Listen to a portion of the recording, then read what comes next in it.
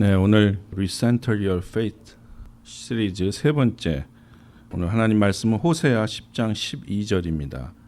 우리가 사물을 그리고 자연을 보고 뇌에 기억하는 방법과 사람의 얼굴을 보고 기억하는 방법이 다르답니다. 우리 눈은 사물이나 자연은 전체를 보고 기억에 저장시키는데요. 화면으로 말하자면 전체 화면을 선명히 기억에 저장시킨다는 것이죠.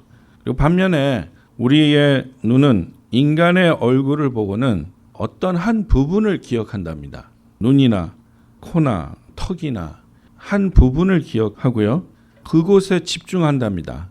그리고 또 여러 사람이 섞여 있는 곳을 볼 때는 어떤 한두 사람을 집중해서 보게 된다는 것이죠.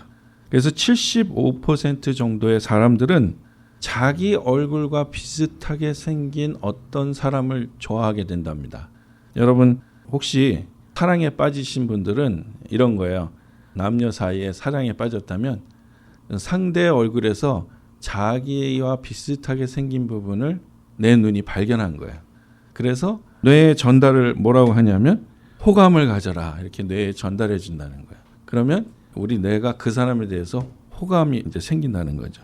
그래서 사실은 자주 보는 얼굴, 자주 대하는 얼굴과 비슷하게 생긴 사람한테 호감을 품게 된다는 거죠. 여러분, 하나님의 얼굴을 구한다라는 말이 있습니다. 하나님을 찾는다, 하나님의 얼굴을 뵙는다, 이런 말씀이 있습니다. 하나님의 임재와 존재하심을 느낀다는 것이죠. 오늘 하나님의 말씀을 통해서 우리가 하나님의 존재와 임재에 들어갈 때 굉장히 호감이 생기는 그런 믿음이 있으시기를 축원합니다. 그런데 이제 하나님의 얼굴을 구하고 찾을 때 이제 우리 이 영이 기쁜데요. 때로는 계속 앞으로 신앙으로 전진하는 거, 내 속사람은 그렇게 원하는데 또 내 겉사람은 그렇게 하지 못하도록 이렇게 막 잡아끄는 뭔가 그 기싸움을 우리가 느낄 때가 있습니다. 그래서 이런 기싸움이 오래 가면 어떻게 되냐면 인생 자체가 이게 버겁게 느껴져요. 그리고 계속해서 지는 경기를 하고 있는 듯한 느낌, 지는 경기를 보고 있는 느낌, 그런 느낌이 듭니다. 월드컵이나 우리나라 선수들이 참여한 경기를 보는데 상대가 너무 강해서 계속해서 응원은 하지만 우리 보는 사람들의 입장에서 질 것 같다는 그 소망이 생기지 않는 그런 느낌일 때 어떤 사람들은 테레비를 확 꺼버립니다. 왜냐하면 그 텐션을 견디지 못하는 거야. 그거 보기 싫은 거야. 그런데 또 어떤 사람은 그걸 즐기는 사람이 있어요. 계속 지고 있는 경기를 보면서 그 텐션, 괴로움, 어려움을 이게 즐기는 사람이 있어요. 심리학적으로 그런 사람이 있는데 우리 신앙생활도 마찬가지예요. 신앙생활 굉장히 오래 했는데 아직도 나는 하나님을 잘 모르는 것 같다. 그러면 이것이 굉장히 심각한 문제거든요. 우리 존재의 문제이기 때문에. 그런데 이제 교회 오래 다녔는데 나는 아직 구원의 확신이 없어요. 이런 분들은 그걸 즐기는 것 같아요. 막 30년 교회 다녔는데 구원의 확신이 없다는 이 사실을 마치 지는 경기를 계속 보면서 즐기는 것처럼 하나님이 살아계신지 아직도 확신이 안 섰는데요. 하나님의 존재가 나한테는 전혀 가슴으로 오지 않는데요. 결국 이 말은 신앙이라는 것은 교회에 출석을 하고 앉아 있는다고 해서 증명되는 게 아니라 사실 우리 삶에서 우리 내면에서부터 증명돼야 한다는, 스스로가 그렇게 얘기하는 것이죠. 그래서 우리가 때로 마음이 컬컬해지고 모든 것이 시들해지고 모든 것에 소망이 줄어들고 그런 이런 영적 권태기가 찾아올 때가 있습니다. 이것은 마치 영적인 문제에서만 오는 것처럼 우리가 착각하지만 사실은 그렇지 않습니다. 우리 삶의 전반에서 찾아올 수 있습니다. 내가 기대했던 것보다 그 충족이 되지 않을 때, 조금씩 나아지는가 싶었는데 결국 나아지지 않을 때, 조금씩 좀 좋아지는가 싶었는데 결국 좋아지지 않았을 때, 혹은 어떤 기대가 충족되는데 너무 오랜 시간이 걸릴 때, 이럴 때 사람들은 영적 권태기를 맛보게 됩니다. 모든 것이 힘들어지죠. 모든 것이 싫어지죠. 그럴 때 이제 우리는 하나님 앞에 소망을 두는 것조차도 힘들어지게 되죠. 그러나 하나님은 계속해서 하나님을 찾으라고 말씀하시는 거거든요. 하나님을 구하라. 하나님의 얼굴 뵙기를 구하라. 여러분, 하나님의 얼굴 뵙기를 구하라는 말 안에는, 하나님을 구하라는 말 안에는 계속해서 구하라는 말의 뜻이 있어요. Keep knocking and keep knocking. Keep seeking and keep seeking.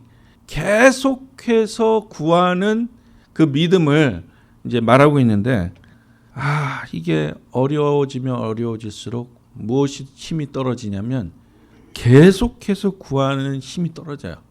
그리고 계속해서 구하는 힘이 떨어지면 어려운 일들이 계속해서 어려워져요. 악순환이 계속되는 거예요. 그러던 어느 날 우리가 이제 finally 패닉 버튼을 누르게 되죠. 나 하나님이 이제 안 도와주시면 저 죽습니다. 마지막 패닉 버튼을 누르는 날이 오죠. 우리가 자녀를 기르다 보면 어느 날 밤에 이렇게 엄마 아빠 방으로 찾아옵니다. 그래서 왜? 그러면 I had a bad dream. 그러면 엄마 아빠는 어떻게 되냐면 평상시에는 엄마 아빠 방에서 넌 못 자. 넌 네 방에서 자야 돼. 가르치는데 아이가 어느 날 와서 눈물을 흘리면서 I had a bad dream. 그러면 이불을 이렇게 열어줍니다. 그러면 이제 엄마 아빠 사이에 딱 들어와서 있는데 한 5분도 안 가서 아이는 금방 잠이 들어요. 왜냐하면 bad dream은 엄마 아빠 품속에 아이가 들어오는 순간 아이에게서 없어지는 거거든요. 그래서 사실은 우리가 패닉 버튼을 누르기 전에 알아야 할 것이, 우리가 하나님의 품으로 들어가면 우리에게 있었던 모든 일들에 대한 어떤 무엇인가 대답이 있다는 그 믿음이 있어야 된다는 거죠. 근데 이것은 어느 날 밤에 생기는 건 아닙니다. 우리 아이가 우리 품을 파고들 때까지는 어느 날 생기는 게 아니죠. 부모에 대한 신뢰와 사랑을 느끼면서 자라나는 세월이 있죠. 그러나 하나님은 마치 아이가 부모를 찾았을 때 받아주시는 그런 아버지나 어머니처럼 하나님은 우리가 하나님을 찾을 때 어떠한 경우에서도 하나님을 부를 때 우리에게 응답하신다는 거죠. 그래서 시편 9편 10절에 여호와여 주의 이름을 아는 자는 주를 의지하오리니 이는 주를 찾는 자들을 버리지 아니하십니다. 하나님은 아버지시죠. 하나님의 이름은 예수 그리스도 이후에 단 하나입니다. 아버지. 하늘에 계신 우리 아버지라는 말이에요. 예수님은 한 번도 하나님을 여호와 니시, 여호와 라파라고 부르지 않으세요. 예수님은 항상 뭐라고 그러시냐면 아버지라고 부르세요. 하나님은 예수 그리스도로 인한 그리스도인에게 아버지로 오신 거예요. 아버지가 되신 거예요. 이거 믿으십니까? 그래서 예수님이 우리에게 직접 말씀하셨어요. 너희가 기도할 때 하늘에 계신 우리 아버지여라고 기도해라. 요한복음 17장 11절로 12절 말씀. 나는 세상에 더 있지 아니하오나 그들은 세상에 있사옵고 나는 아버지께로 가옵나니 거룩하신 아버지여 내게 주신 아버지의 이름으로 그들을 보존하사 우리와 같이 그들도 하나가 되게 하옵소서. 내가 그들과 함께 있을 때에 내게 주신 아버지의 이름으로 그들을 보존하고 지키었나이다. 그 중의 하나도 멸망하지 않고 다만 멸망의 자식뿐이오니 이는 성경을 응하게 함이니이다. 이 11절 말씀, 거룩하신 아버지여 내게 주신 아버지의 이름으로 그들을 보존하사 You holy Father, keep them in your name. 아버지의 이름으로 우리가 프로텍트 받고 우리가 프로바이드를 입을 수 있는 거야. 그리고 12절 내게 주신 아버지의 이름으로 그들을 보존하고 지키었나이다. I was keeping them in your name which you have given me. 아버지께서 주신 아버지의 이름으로 예수님도 우리를 지키셨다는 거야. 우리가 어떠한 어려움이나 사방이 막혀서 힘들고 정말 죽을 것 같은 상황에서도 우리는 아버지 때문에 아버지의 이름으로 인해서 우리는 구원받고 우리는 보호받을 수 있다는 거죠. 이 아버지라는 게 굉장히 중요해요. 하나님은 우리 아버지시다. 그러니까 하나님을 찾는 사람은 뭘 발견하게 돼 있냐면 하나님이 아버지구나 발견하게 돼 있어요. 나를 창조하신 아버지, 나를 사랑하시는 아버지, 내게 끝까지 신실하게 하시는 아버지, 그리고 내가 가장 많이 닮아가야 할 우리 아버지. 그러니까 하나님은 우리를 만드시는 창조 때부터 당신을 닮은 이미지를 우리에게 주셨잖아요. 여러분, 아까 제가 가장 비슷하게 생긴 사람을 좋아할 수 있다, 호감을 가질 수 있다 그랬죠. 우리 뇌엔 하나님의 이미지를 가장 많이 가지고 있는 사람을 좋아하는 그런 걸 심어 놓으셨어요. 하나님을 닮아가면 닮아갈수록 사람들도 그걸 좋아하게 돼 있어요. 우리 안에 하나님의 형상이 있기 때문에 그 형상이 디벨롭 될수록 우리는 사람들께도 칭찬받게 돼 있다는 거죠. 근데 이제 어떤 사람에게는 이 육신의 아버지에 대한 이미지가 그렇게 건강하지 않아요. loving father에 대한 이미지가 육신의 아버지로부터 없기 때문에 하나님 아버지 그러면 벌써 약간의 두려운 마음, 싫은 마음이 생기는 거죠. 오히려 어떤 분은 왜 하나님을 보고 아버지라 그러는지 모르겠어요. 그냥 하나님이라 그러면 안 돼요. 나는 아버지에 대한 기억이 별로 안 좋아요. 이렇게 말씀하시는 분도 있습니다. 그래서 아예 그냥 아버지란 말은 아예 안 썼으면 좋겠어요. 저는 그냥 하나님이 더 좋아요. 그러나 하나님은 스스로 존재하신다는 그 스스로 계신다는 그 하나님의 이름 외에 우리에게 아버지란 이름을 주셨다는 것은 우리 인생에 프라이빗하게 개입하시겠다는 하나님의 의지의 표현이세요.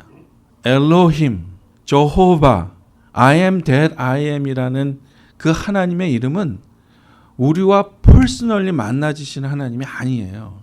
그러나 아버지 하나님, 하늘에 계신 우리 아버지라고 하는 그 이름은 언제나 우리가 퍼스널리 부를 수 있는 이름, 만나지는 이름, 구할 수 있는 이름, 그 이름이에요. 하나님은 우리 현실을 직시하시고 우리 삶에 우리와 함께 릴레이션십을 쌓으려고 아버지로 오셨다는 거죠. 하나님이 원하시는 것은 아들과 딸과의 관계예요. 아들과 딸이 만들어 놓고 쌓아놓은 그 무엇이 아닙니다. 만일 우리가 하나님 아버지와의 관계를 무시하고 하나님 아버지가 가지고 계신 능력이나 무슨 복을 간과한다면 그게 기복신앙이에요. 기복신앙의 뜻은 간단한 겁니다. 기독교에서 얘기하는 기복신앙은요, 아버지께 구하는 게 그게 기복신앙이 아니에요. 아니, 아버지한테 달라는 게 왜 잘못된 겁니까? 아버지한테 달라는 게 뭐가 잘못됐어요? 아버지한테 저희 아들이 어저께 친구 만난다고 볼링하러 가는데 아빠 $5만, 그래서 야, 볼링 하는데 무슨 $5니? $10는 가져가야지. 이렇게 해서 $10를 줬단 말이에요. 그게 아버지예요. 그게 왜 기복신앙입니까? 뭐가 기복신앙이냐면 이거예요. 아버지가 아닌데 달라는 거예요. 나랑 아버지와의 릴레이션십이 없어요. 나는 어떤 아저씨를 I don't trust him and I don't honor him and I don't recognize him. I don't care of him. 그런데 he has a lot of money. 가서 아버지 돈 좀 주세요. 그게 기복신앙이에요. 릴레이션십이 없는데 바라는 거. 릴레이션십이 없는데 기대하고 요구하는 거. 여러분, 우리 애들도 말이죠. 부모를 아너하지 않고 부모를 존경하지 않는 상태에서 계속해서 원하는 걸 주면요, 나중에 걔가 어떻게 되냐면 아버지 엄마는 안 보여요. 아버지 엄마가 갖고 있는 것만 보이지. 그럼 여러분 나중에 굉장히 힘들어집니다. 어려서부터 그걸 가르쳐야 돼요. 하나님은 이거 가르치세요. 하나님은 우리가 아무 때나 달라고 할 때 주지 않으세요. 하나님의 사랑은 더 주시는 하나님이시죠. 그러나 하나님은 우리와의 관계를 먼저 중요하게 생각하시지 우리가 무엇을 소유하고 있느냐를 따지지 않으시거든요. 관계가 무너진 곳에서 무엇을 바라는 것, 그것이 기복신앙이에요. 그러니까 정말 우리는 하나님과의 관계, 릴레이션십이 굉장히 프라이어리티가 돼야 돼요. 그러니까 제가 천국을 소망하는 거 아닙니까? 그게 잘 안 되니까 이 세상에서는 별로 그냥 기대도 없고 하늘에서는 어떻게 좀 해보자는 얘기 아닙니까? 그런데 하늘에서 우리가 하나님 앞에 기대하는 것을 이루려면 이 땅에서 하나님과의 릴레이션십이 굉장히 중요하다고 성경은 계속 얘기하는 거예요. 성경은 탕자의 비유가 왜 임포턴트하냐면 보세요. 아버지를 떠난 탕자는요. 이 아버지가 탕자가 떠났다고 아버지가 부자 아버지가 가난해졌습니까? 아니에요. 이 아버지가 탕자가 떠났다고 탕자가 필요한 것들을 다 줄 수 있는 마음이 없어졌습니까? 아니에요. 아버지는 똑같은 아버지인데 이 탕자가 릴레이션십을 끊고 다른 먼 나라로 가는 순간 이 탕자는 릴레이션십이 끊겼기 때문에 프로비전이 끊기는 거예요. 아버지와의 릴레이션십이 단절되는 순간 아버지로부터 오는 프로비전, 공급이 끊기는 거예요. 이것 성경이 계속해서 얘기하는 겁니다. 우리가 하나님 앞에 받는 가장 큰 이유는 하나님의 은혜가 가지고 있는 릴레이션십으로 들어가는 거예요.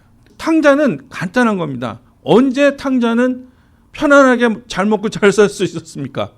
다시 아버지 집으로 돌아올 때. 아버지와의 릴레이션십을 회복할 때.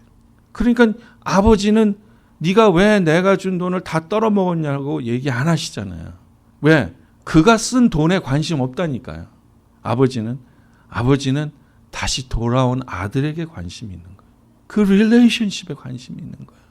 여러분 혹시 여러분 남편들이 하나님 앞에 돌아오지 않았거든 여러분의 남편의 성공을 위해서 기도하지 말고 하나님과의 관계를 위해서 먼저 기도하세요. 하나님 앞에 다시 돌아와야 프로비전이 있는 거야.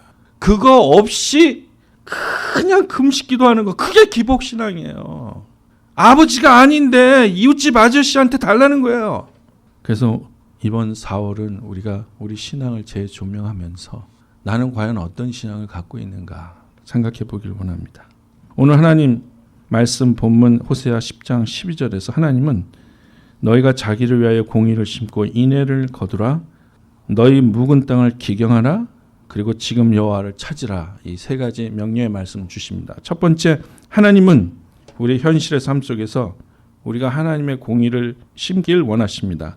Sow yourselves righteousness, reap the fruit of unfailing love.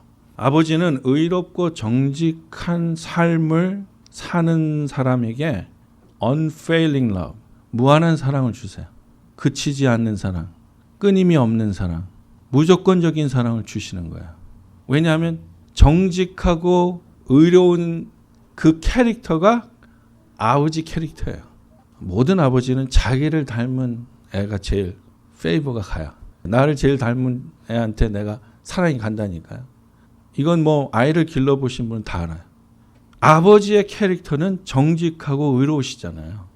그러니까 정직하고 의로운 사람한테 페이버가 가요. 그걸 심으라는 거예요. 당장은 안 일어나지만 나중에 다 열매를 맺는데 그 열매가 뭐냐? unfailing love라는 거예요. 하나님이 사랑을 하시는데 죽기까지 사랑해 주신다는 거죠. 그래서 테레사 수녀라는 분이 이런 말을 했어요. 위대한 행동이라는 것은 없다. 다만 위대한 사랑으로 행한 작은 행동들이 있을 뿐이다. 제가 존경하는 선교사님 중에 아브라함 곽 선교사님이라는 분이 있습니다. 그분이 지금 히말라얀 블레싱이라는 네트워크에서 일하시는데 인디아와 히말라야 산 근처에서 복음을 전하세요. 거기 가신 지 이제 10년이 넘으셨는데 5년 전에 이분이 안식년으로 잠깐 오셨어요. 이분이 이제 말씀하시는데 한국에서 단기 선교팀이 왔는데 그중에 20살하고 23살 먹은 젊은 여자 청년들이 고국으로 돌아가지 않고 1년 동안 이 선교팀에서 계속 돕겠다고 그렇게 하셨대요. 그래가지고 이거 힘들다, 쉽지 않다. 일단 너희들은 히말라야어를 해야 된다. 그게 힌두어가 있고 또 히말라야어가 따로 있대요. 그러니까 이 공부를 해야 된다. 그런데 이 친구들이 3달 동안 진짜 밤낮으로 고시 공부하듯이 한 거예요. 그리고 3달 만에 그걸 그냥 웬만한 말을 다 할 수 있게끔 하고 그러면서 이 선교사님 사모님이 너무 그 청년들을 칭찬하는 거예요. 그런데 제 속에 저도 다 큰 아들이 2명이나 있지 않습니까? 며느리 삼고 싶은 거야. 나는 그냥 보지도 못했지만 그 말만 들어도 20살, 23살짜리인가 그들은 어떤 하나님을 알기에 그냥 1년 동안 거기서 그냥 있으면서 그렇게 그런 삶을 살 수 있을까? 그곳의 삶이라는 게 참 20살, 23살쯤이면 참 멋내고 자기의 그걸 참 즐길 때지 않습니까? 그 아이들은 도대체 어떤 아이들일까? 정말 만나고 싶은 거예요. 제가 이렇게 멀리 떨어져 있는 그냥 평범한 목사인 제가 그런 마음이 들 때 우리 하나님 아버지는 그 딸들을 볼 때 어떤 생각이 들겠어요? 사랑을 너무 부어주고 싶으실 것 같아요. 두 번째, 하나님은 우리의 강팍한 마음을 부드럽게 갈아엎으시길 원하십니다. Break up your unplowed ground. Break up your fallow ground. 이 unplowed ground라는 말은 경작되지 않은 땅, 아직 이렇게 갈아엎은 땅이 아닌 거죠. 아니면 오랫동안 휴경지였던 땅, fallow ground라는 말. 그러니까 우리는 딱딱하고 굳어진 마음이 기경이 돼야, 갈아엎어져야, 그 마음이 갈아엎어져야 하나님을 발견하는 거예요. 하나님을 찾을 수 있는 거예요. 딱딱하고 굳어진 마음은 하나님을 볼 수 없는 거예요. 느낄 수 없는 거예요. 그래서 많은 경우 하나님은 우리에게 고난을 그냥 허락하실 수밖에 없는 거예요. 왜냐하면 그 고난을 통해서 사람이 기경이 되거든요. 대부분 땅이 그냥 갈리거든요. 힘들어서 어려워지면 사람들은 딱딱한 게 이렇게, 물론 더 딱딱해지는 사람도 있습니다. 그러나 대부분은 고난을 통해서 사람이 겸손해지고 갈리거든요. 그래서 하나님은 하나님을 찾게 만드는 거예요. 그리고 축복을 주시고 사랑을 주시는 거죠. 어느 때 우리가 힘든 일이 왔을 때, 실패가 왔을 때, 좌절이 왔을 때 정말 절망할 필요 없어요. 왜냐하면 하나님이 우리를 기경하시는구나. 믿음을 가지시기 바랍니다. 하나님이 이게 기경하시는 거예요. 그런데 이제 문제는 고난이 없는 사람들, 고난을 겪지 못했던 사람들이 문제예요. 이 사람들은 소위 갑이 되는 거죠. 갑과 을이 이제 요즘 굉장히 문제잖아요. 갑이 되는 거예요. 을에 대한 관심 별로 없어요. 갑은 언제나 갑에만 관심이 있습니다. 그래서 갑이에요. 을에 대한 관심은 없어요. 그래서 자기 마음대로 하죠. 그걸 또 나타내야 갑이에요. 자기가 기분 나쁜 걸 나타내줘야 이 갑이에요. 을은 또 자기 기분을 나타내지도 못해요. 근데 그냥 갑은 마음에 안 드는 티를 확 내고, 때리고 싶은 놈은 가서 또 때리고, 그냥 자기 마음대로 하는 거예요. 여러분, 이런 경작되지 않은 땅에는 열매를 기대할 수 없습니다. 경작이 돼야 돼요. 기경이 돼야 돼요. 그러니까 하나님 지금 오늘 이렇게 말씀하시는 거예요. 네 굳은 땅에 그 땅을 갈아엎어라. 근데 이게 왜 안 되냐면, 저는 이 부모가 물려줄 신앙 유산 중에 이게 굉장히 중요한 거예요. 여러분이 잘한 거를 물려줄 생각하지 마세요. 그거는 말 안 해도 다 압니다. 여러분이 실패한 얘기를 자녀들에게 꼭 얘기해 줘야 돼요. 내가 이렇게 했을 때, 내가 이렇게 고집을 부렸을 때, 내가 이렇게 끝까지 하나님 앞에 버텼을 때 이런 일을 내가 겪었다. 그 얘기를 꼭 유서에다 쓰시기 바랍니다. 여러분, 성경은요, 신앙에 성공한 사람 얘기는 사실 찾으면요, 진짜 우리가 손에 꼽을 수 있는 사람들이에요. 나머지는 다 그렇게 하지 않았을 때, 하나님 뜻대로 순종하지 않았을 때 얘기예요. 그걸 왜 남기셨겠어요?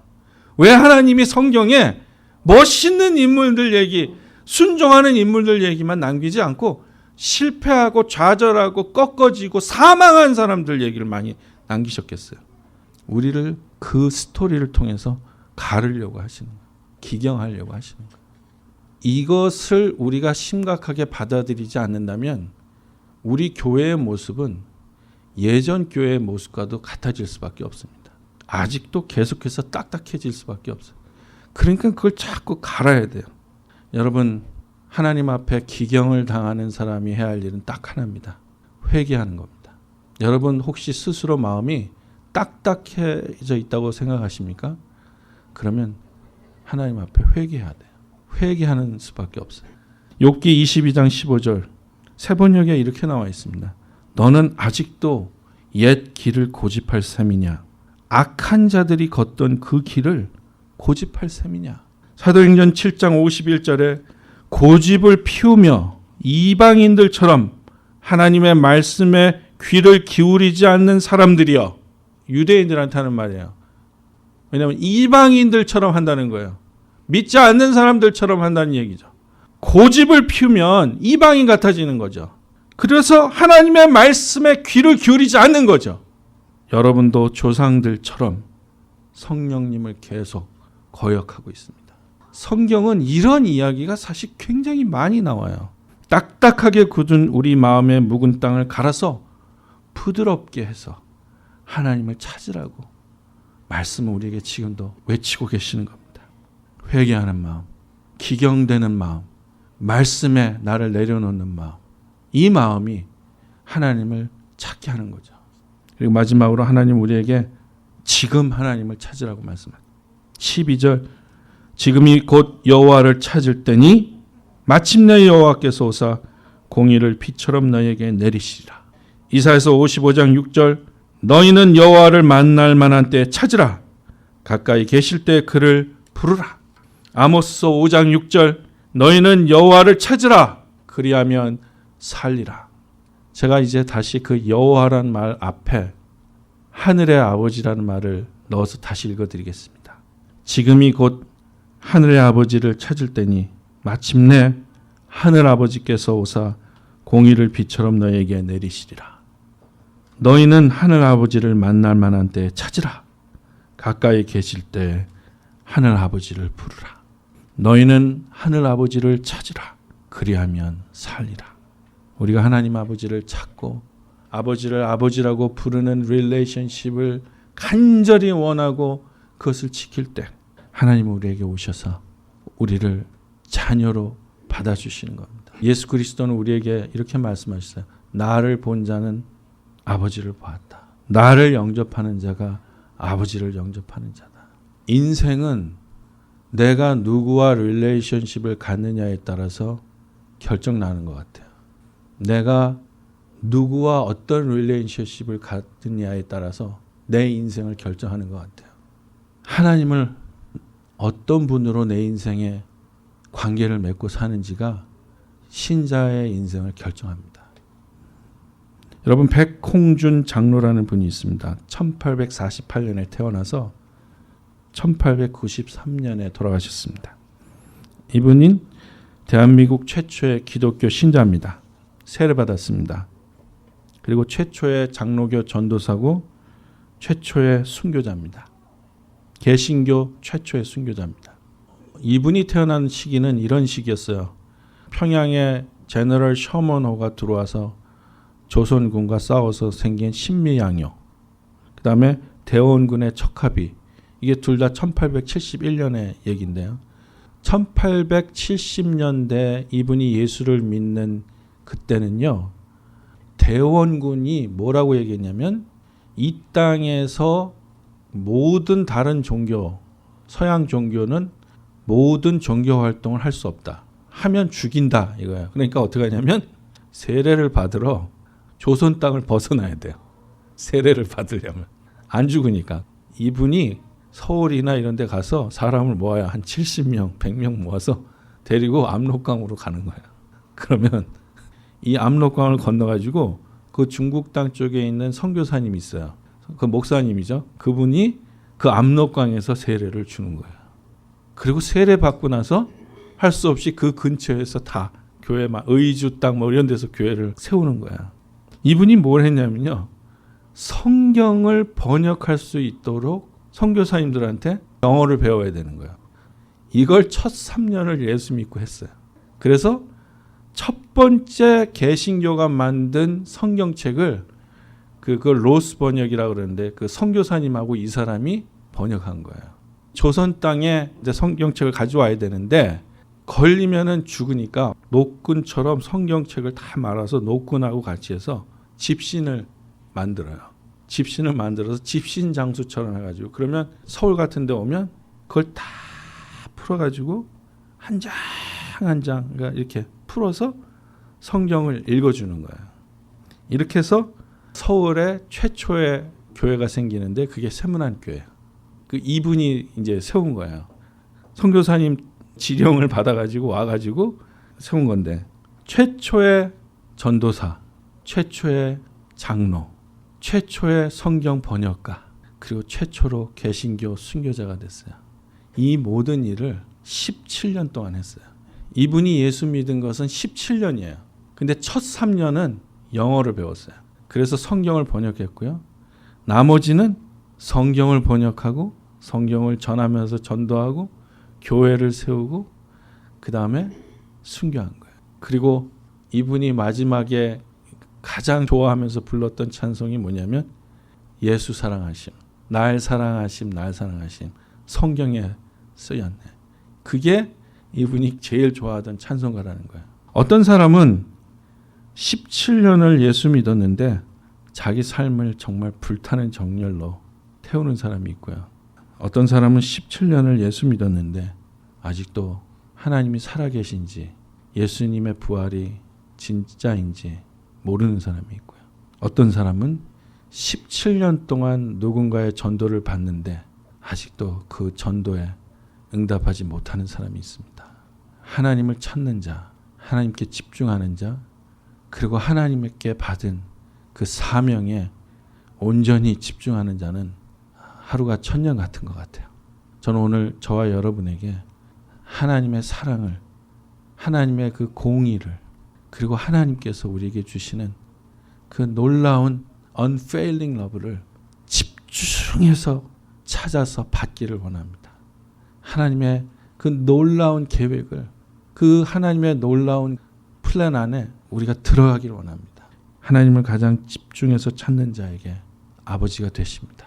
그리고 아버지께 오는 자에게 아버지는 용서와 사랑을 주십니다.